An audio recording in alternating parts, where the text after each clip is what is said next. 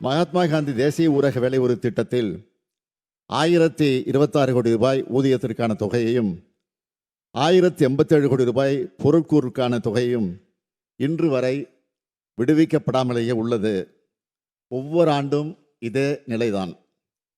வீடுகளுக்கு குடிநீர் இணைப்பு வழங்கும் உயர்நீர் திட்டத்திலும் இதுவரை 3112 கோடி ரூபாய் நிதி விடுவிக்கப்படாமல் பல மாதங்களாக நிலுவையில் உள்ளது. பிரதம மந்திரி கிராம சாலை திட்டத்தில் 516 கோடி ரூபாய் இன்னும் நிதி விடுவிக்கப்படாமல் உள்ளது. இப்படி இவர்கள் தாமதிப்பதால் பாதிக்கப்படுவது யார்? தமிழ்நாட்டின் கிராமப்பகுதியில் வாழக்கூடிய எளிய மக்கள் மற்றும் விவசாயிகள் தான். நம் மாநிலத்தின் மீது ஏன் இந்த ஓர வஞ்சனை என்றுதான் நாம் கேட்கிறோம். இந்த வஞ்சனையை எல்லாம் விஞ்சக்கூடிய அளவுக்கு தற்போது ஒன்றிய அரசு கிராமப்புற ஏழை எளிய மக்களின் வாழ்வாதாரத்தை அடியோடு வேதவிக்கக்கூடிய வகையில் மகாத்மா காந்தி தேசிய ஊரக வேலை உறுதி திட்டத்தினை மாற்றி அதற்கு பதிலாக வளர்ச்சியடைந்த இந்தியா ஊரக வேலைவாய்ப்பு உறுதி மற்றும் வாழ்வாதார திட்டம் என்று தமிழ் பொருள்படும் BBGR ராம்ஜி என்ற புதிய திட்டத்தினை அறிமுகப்படுத்தி உள்ளது. ஏற்கனவே இருந்த மகாத்மா காந்தி தேசிய ஊரக வேலை உறுதி திட்டம் தமிழ்நாட்டில் சிறப்பாக செயல்பட்டு ஊரக பகுதிகளில் பதிவு செய்யப்பட்ட ஒவ்வொரு குடும்பத்திற்கும் 100 நாட்கள் வேலையை உறுதி செய்தும் சராசரியாக ஒவ்வொரு ஆண்டும் 65 லட்சம் குடும்பங்களைச் சேர்ந்த 74 லட்சம் தொழிலாளர்கள் தங்கள் உடல் உழைப்பை தந்து பயன்பெற்று வந்தனர். இதில் 85 விழுக்காட்டுக்கு அதிகமானோர் பெண்கள் என்பது குறிப்பிடத்தக்கது. இந்நிலையில் புதிதாக அறிமுகப்படுத்தப்படும் BBG ராம்ஜி திட்டத்தை அறிமுக நிலையிலேயே நமது நாடாளுமன்ற உறுப்பினர்கள் கடுமையாக எதிர்த்திருக்கிறார்கள். அனைத்து எதிர்க்கட்சிகளும் ஒன்றாக குரல் எழுப்பியிருக்கிறது. எனினும் மக்கள் குரலை மதிக்காத ஒன்றிய அரசு அந்த திருத்த சட்டத்தை நிறைவேற்றிவிட்டது. இந்த புதிய திட்டமானது மக்களின் தேவையின் அடிப்படையில் அமைக்கப்படவில்லை. இது குறித்து நான் ஏற்கனவே மாண்புமிகு பிரதம அமைச்சர் அவர்களுக்கு கடந்த 18/12/2025 அன்று கடிதம் எழுதியிருக்கிறேன். மாண்புமிகு பேரவைத் தலைவர் அவர்களே, இந்த புதிய வளர்ச்சியடைந்த இந்தியா ஊரக வேலை உறுதி மற்றும் வாழ்வாதார திட்டத்தின் கீழ் வேலைவாய்ப்புக்கான உரிமை என்ற அடிப்படையில் இல்லாமல் ஒன்றிய அரசால் நிர்ணயிக்கப்பட உள்ள உத்தேச ஒதுக்கீட்டின்படி வேலை வழங்கக்கூடிய நிலை ஏற்பட்டுள்ளது. எனவே தங்கள் அனுமதியோடு இப்பேரவையில் பின்வரும் தீர்மானத்தை நிறைவேற்றி தருமாறு கேட்டு நான் முன்மொழிகிறேன். தீர்மானம்: மகாத்மா காந்தி தேசிய ஊரக வேலை உறுதி சட்டம் 2005 படி கிராமப்புற மக்களின் வேலைக்கான உரிமை நிலைநாட்டப்பட வேண்டும் என்றும் மக்களின் வேலைக்கான தேவைக்கேற்பவும் மகாத்மா காந்தி தேசிய ஊரக வேலை உறுதி திட்டத்தின் மாநில செயல்திறன் அடிப்படையிலும் தொடர்ந்து நிதி ஒதுக்கீடு செய்வது உறுதி செய்யப்பட வேண்டும் என்றும் மகாத்மா காந்தி தேசிய ஊரக வேலை உறுதி திட்டத்தின் கீழ் பெரும்பான்மையாக பலனடைந்து வந்த பெண்கள், மாற்றுத்திறனாளிகள், ஆதிதிராவிட மற்றும் பழங்குடியின மக்களின் வாழ்வாதாரம் தொடர்ந்து பாதுகாக்கப்பட சமூக பாதுகாப்பினை உறுதி செய்திட முந்தைய ஆண்டுகளின் ஒதுக்கீட்டிற்கு குறையாமல் ஒதுக்கீடு செய்யப்படுவது உறுதி செய்யப்பட வேண்டும் என்றும் உத்தேச மதிப்பீட்டின் அடிப்படையில் தன்னிச்சையாக ஒன்றிய அரசு நிதி ஒதுக்கீடு செய்யும் என உள்ள தற்போதைய புதிய நடைமுறையை கைவிட்டு ஏற்கனவே மகாத்மா காந்தி தேசிய ஊரக வேலை உறுதி திட்டத்தின் கீழ் பின்பற்றப்பட்ட வேலைக்கான தேவைக்கேற்ப நிதி ஒதுக்கீடு செய்யும் நடைமுறையை தொடர வேண்டும் என்றும், மேலும் கூட்டாட்சி தத்துவத்திற்கு மதிப்பளித்து மாநிலங்களுக்கான ஒதுக்கீட்டினை வேலைக்கான தேவைக்கேற்ப பகிர்ந்தளிக்கும் வழிமுறையை மாநில அரசை வகுத்துக்கொள்ள அனுமதி அளிக்க வேண்டும் என்றும், இப்புதிய திட்டத்தில் மாநில அரசின் நிதி பங்களிப்பு 40% உயர்த்தப்படுகையில் மாநில அரசின் நிதிச்சுமையை கணிசமாக அதிகரிப்பதாக உள்ளது. எனவே புதிய திட்டத்திற்கான நிதி பங்களிப்பு மகாத்மா காந்தி தேசிய ஊரக வேலை உறுதி திட்டத்திற்கான நிதி பங்களிப்பினை போலவே திருத்தி அமைக்கப்பட வேண்டும் என்றும் தேசத்தந்தை மகாத்மா காந்தி அவர்களின் பெயரை நீக்கி பல்வேறு உள்நோக்கங்களை கொண்டு இத்திட்டத்திற்கு வளர்ச்சியடைந்த இந்தியா ஊரக வேலைவாய்ப்பு உறுதி மற்றும் வாழ்வாதார இயக்கம் ஊரகம் பிபிஜி ராம்ஜி என பெயர் மாற்றம் செய்யப்பட்டு உள்ளது. மகாத்மா காந்தி அவர்கள் இந்த தேசத்திற்கு வகுத்து தந்த கொள்கைகளையும் வழிகாட்டிய பாதையையும் எப்போதும் நினைவுகூரும் வகையில் இத்திட்டம் மகாத்மா காந்தி பெயரிலேயே தொடர வேண்டும் என்றும் ஒன்றிய அரசை இப்பேரவை ஒருமனதாக வலியுறுத்துகிறது.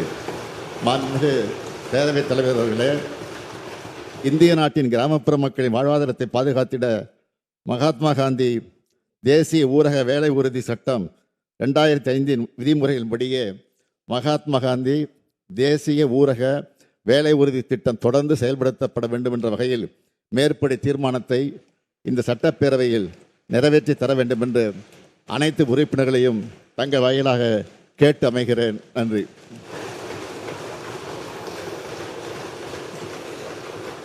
மாண்புமிகு முதலமைச்சர் அவர்கள் கொண்டு வந்திருக்கின்ற தனி தீர்மானம் நம்முடைய மாண்புமிகு பாரத பிரதமர் புதிதாக கொண்டு வந்திருக்கின்ற திட்டத்தின் பாதிப்புகளை குறித்து மிகச்சிறப்பாக சொல்லியிருக்கின்றார்கள். ஆகவே இதை நிறைவேற்றும் முகமாக மாண்புமிகு உறுப்பினர்கள் தங்களுடைய கருத்துக்களை சுருக்கமாக சொல்ல வேண்டும் என்று கேட்டு மாண்புமிகு உறுப்பினர் ER ஈஸ்வரன் அவர்களை அழைக்கிறேன்.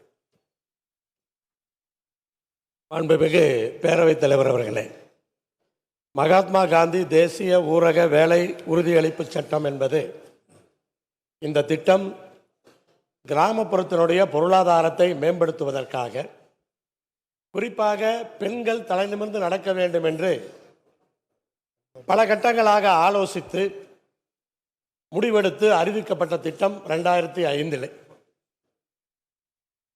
மகாத்மா காந்தி பெயரிலே இது வர வேண்டும் என்று எல்லோரும் ஆசைப்பட்டு கொண்டு வந்த திட்டம். உலகம் முழுவதும் மகாத்மா காந்தியை மதிக்கிறார்கள். உலகத்தில் இருக்கிற அத்தனை நாடுகளிலும் மகாத்மா காந்திக்கு சிலை வைக்கிறார்கள். மகாத்மா காந்தியை இந்தியாவினுடைய அடையாளமாக பார்க்கின்றார்கள். எந்த நாட்டினுடைய தலைவர்கள் டெல்லிக்கு வந்தாலும் காந்தி அவர்களுடைய நினைவிடத்திலே சென்று மரியாதை செய்கிறார்கள். அப்படிப்பட்ட மகாத்மா காந்தியினுடைய பெயரை அந்த திட்டத்திலிருந்து எடுத்திருப்பது கண்டனத்துக்குரியது. அதே போல மாநில அரசினுடைய நிதியாக 40% அதிலே கொடுக்க வேண்டும் என்று சொல்லியிருப்பது இந்த திட்டத்தை நீர்த்து போக செய்யக்கூடிய ஒரு முயற்சியாக நான் பார்க்கின்றேன். எந்த மாநில அரசும் 40% நிதியை அதற்கு கொடுத்தால் இருக்கிற நிதி நிலைமையிலே அதை செய்துவிட முடியாது. அப்ப அதையும் அவர்கள் செய்திருக்கிறார்கள். பெயரை மாற்றி இருக்கிறார்கள். இந்த 40% மாநிலத்தினுடைய பங்களிப்பை அதிலே போட்டிருக்கிறார்கள். இந்த இரண்டையும் மறைப்பதற்காக 125 நாட்கள் என்று அறிவித்திருக்கிறார்கள். சென்ற ஆண்டிலே 50 நாட்களே கொடுக்கப்படவில்லை. பல ஊர்களிலே 50 நாட்கள் கொடுப்பதற்கே அவர்கள் நிதி தரவில்லை. வேலை செய்ததற்கே நிதி வருவதில்லை. அப்படிப்பட்ட சூழ்நிலையில் 125 நாள் என்று அவர்கள் அறிவித்திருப்பது ஒரு ஏமாற்று வேலையாகவே நான் பார்க்கின்றேன். இந்த இரண்டு விஷயங்களை மறைப்பதற்காக, மக்கள் மனதிலிருந்து எடுப்பதற்காக அதை அறிவித்திருக்கிறார்கள். அதனால் இதை கண்டித்து இதை மாற்ற வேண்டும் என்று பல குறிப்புகளோடு தீர்மானத்தை மாண்புமிகு தமிழ்நாடு முதலமைச்சர் அவர்கள் கொண்டு வந்திருக்கிறார். இதை ஒன்றிய அரசு ஏற்றுக்கொண்டு நம்முடைய இந்த தீர்மானத்தை அவர்கள் ஏற்றுக்கொள்ள வேண்டும். அப்படி அந்த வகையிலே மாண்புமிகு முதலமைச்சர் கொண்டு வந்திருக்கிற இந்த அரசியல் தனி தீர்மானத்தை கொங்குநாடு மக்கள் தேசிய கட்சியின் சார்பிலே நான் வரவேற்கிறேன். தற்பொழுது சட்டப்பேரவையில் 100 நாள் வேலை திட்டத்தின் தனி தீர்மானம் குறித்து முதலமைச்சர் மு க ஸ்டாலின் உரையாற்றிய காட்சிகளை பார்த்தோம். திரு ஜி.கே. மணி அவர்கள், திரு கு. செல்வபெருந்தகை அவர்கள், மாண்புமிகு எதிர்க்கட்சியினுடைய துணைத் தலைவர் ஆகியோர் தங்களுடைய கருத்துக்களை தெரிவித்திருக்கிறார்கள். அதற்காக முதலில் அவர்களுக்கெல்லாம் என்னுடைய நன்றியை தெரிவித்துக் கொள்ள விரும்புகிறேன். ஆனால் இன்றைக்கு எதிர்க்கட்சி தலைவர் அவர்கள் பிரதமர் அவர்கள் வருகிற காரணத்தால் அவரை சந்திக்க சென்றிருக்கிறார். இதே கருத்தை அவர் சந்திக்கிற போது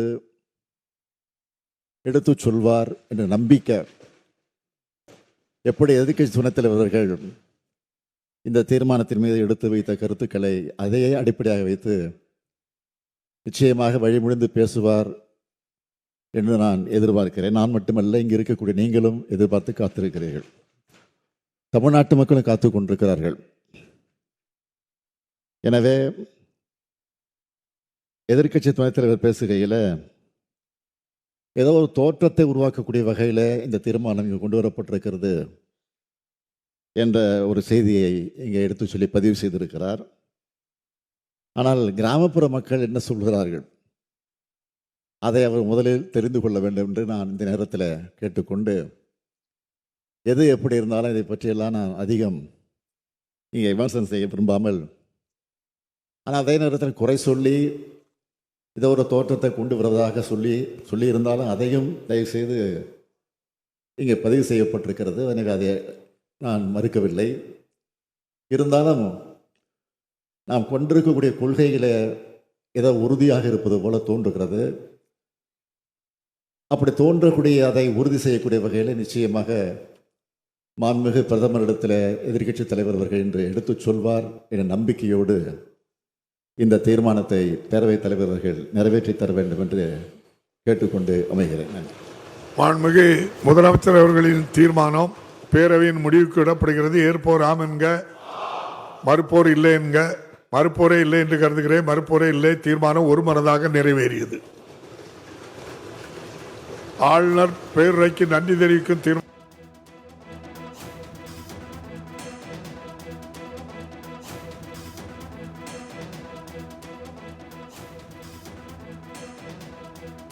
நூறு நாள் வேலை திட்டம் குறித்த தனி தீர்மானத்தை சட்டப்பேரவையில் முதலமைச்சர் ஸ்டாலின் நிறைவேற்றிவிட்டிருக்கிறார். ஆளுநர் உரையில் 100 நாள் வேலை திட்டம் குறித்து பாஜகவிடம் அதிமுக அழுத்தம் கொடுக்க வேண்டும் என்றும் அவர் தெரிவித்திருந்தார்.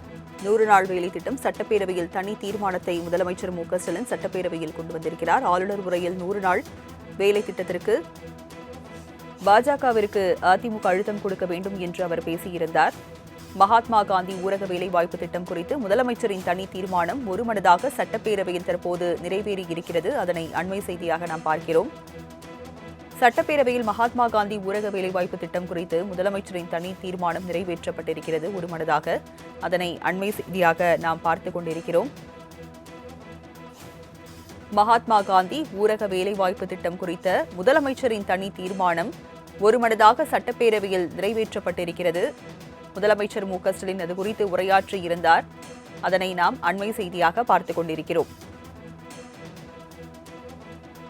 100 நாள் வேலை திட்டம் குறித்த தனி தீர்மானமானது தற்போது நிறைவேற்றப்பட்டிருக்கிறது சட்டப்பேரவையில். மகாத்மா காந்தி ஊரக வேலைவாய்ப்பு திட்டம் குறித்த முதலமைச்சரின் தனி தீர்மானம் ஒருமனதாக சட்டப்பேரவையில் நிறைவேற்றப்பட்டிருக்கிறது.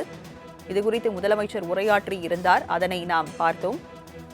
மகாத்மா காந்தி ஊரக வேலைவாய்ப்பு திட்டம் குறித்த முதலமைச்சரின் தனி தீர்மானம் சட்டப்பேரவையில் ஒருமனதாக நிறைவேற்றப்பட்டிருக்கிறது. மேலும் பிரதமரிடம் எதிர்க்கட்சித் தலைவர் EPS மகாத்மா காந்தி ஊரக வேலைவாய்ப்பு திட்டம் குறித்து எடுத்து சொல்வார் என்று நம்புவதாகவும் அவர் தெரிவித்திருந்தார். அதனை அண்மை செய்தியாக நாம் பார்த்துக் கொண்டிருக்கிறோம். 100 நாள் வேலை திட்டம் குறித்து சட்டப்பேரவையில் தனி தீர்மானமானது நிறைவேற்றப்பட்டிருக்கிறது. மகாத்மா காந்தி ஊரக வேலைவாய்ப்பு திட்டம் குறித்த முதலமைச்சரின் தனி தீர்மானம் ஒருமனதாக சட்டப்பேரவையில் நிறைவேற்றப்பட்டிருக்கிறது. மேலும் இதுகுறித்த விவரங்களை செய்தியாளர் நந்தினி வழங்க கேட்கலாம். நந்தினி, 100 நாள் வேலை திட்டம் குறித்த தனி தீர்மானமானது சட்டப்பேரவையில் நிறைவேற்றப்பட்டிருக்கிறது. விவரங்கள் என்ன? வணக்கம்.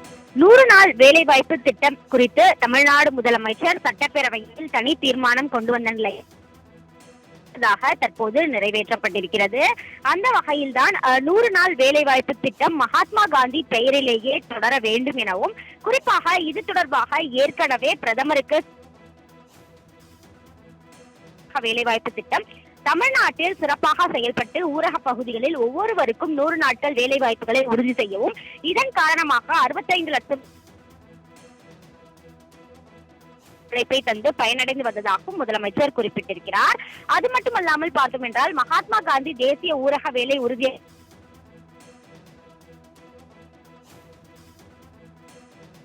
வேண்டும் என்றும், அதே போன்று இந்த மகாத்மா காந்தி தேசிய மாநில செயல்திறன் அடிப்படையிலும் தொடர்ந்து நிதி ஒதுக்கீடு செய்வது உறுதி செய்யப்பட வேண்டும் எனவும் தமிழ்நாடு முதலமைச்சர் குறிப்பிட்ட தனி தீர்மானம் கொண்டு வந்தார். இந்த தனி தீர்மானத்தின் மீது ஒவ்வொரு கட்சியை சார்ந்த சட்டமன்ற உறுப்பினர்கள் பேசினார்கள். குறிப்பாக வஹீருல்லா பேசும்போது விபி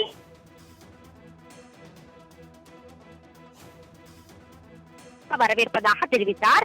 அதே போன்று மதிமுக சட்டமன்ற உறுப்பினர் சின்னப்பாவும் முதலமைச்சரின் தீர்மானத்தை வரவேற்பதாக விவரங்களை வழங்கியதற்கு நன்றி நந்தினி.